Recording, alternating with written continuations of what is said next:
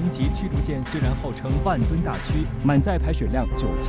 吨，实际上是美海军在20多年前被新型伯克级驱逐舰汰换下来的基德级驱逐舰。美国觉得将其直接退役实属可惜，便开始寻找下家。原本美国是想将4艘该级舰卖给澳大利亚，澳大利亚认为军舰过于老旧，拒绝了美国的提议。后来美国又找到了希腊，也没卖出去，最后才卖给了台湾地区。2005年12月，4艘基德级驱逐舰抵达台湾地区，分别命名为基隆号、苏澳号、左营号和马公号。一同到来的还有148枚标准2防空导弹和32枚鱼叉反舰导弹。而沱江舰则是台军方近年来致力于发展所谓非对称战术打造的小型舰艇。沱江舰采用双体船设计，满载排水量才600吨。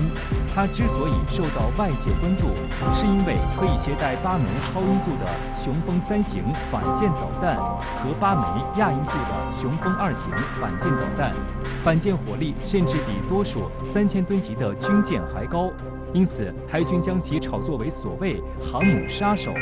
事实上，在外界看来，沱江舰充其量就是海上移动的导弹发射架，仅靠射程较短的雄风反舰导弹根本难以突破航母编队多层防空网，以小博大就是个笑话。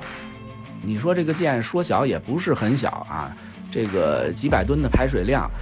然后又为了这个所谓以小博大，又搞到所谓小而全，上面部署了大量的这个反舰导弹啊，所以就是说最后搞到4不像啊，说小也不是很小，说快也不是很快，造价也不便宜，也无法大批量制造，也就是造个10来艘。除了海上训练以外，海陆军方面也证实，3月16号在距离大陆福建沿海只有16公里的东引岛进行了中义操演实弹射击训练，依次演练了反机降作战、周波攻击及近战格斗等科目，还实弹射击了105毫米榴弹炮，目的是强化防区整体战力。近来，美军高官接连炒作台海议题，称所谓攻台可能真的会发生，美军必须时时刻刻做好准备。请教一下张先生，这些言论暗藏什么居心？美国这些高官他发表这样的一个言论，他的目的我觉得也很清楚。一是向台独势力传递一个错误的信号，就是说我是会支持你的，一旦有事我肯定会派兵使台独势力继续的和大陆对抗。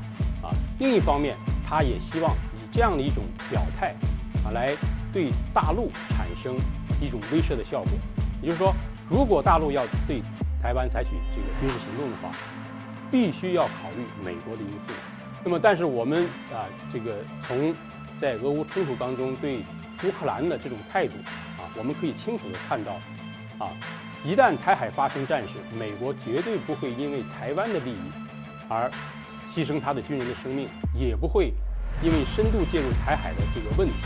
而损失他的这种利益。我们也希望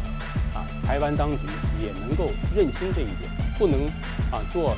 这个美国的一个棋子，从而成为中华民族的千古的罪人。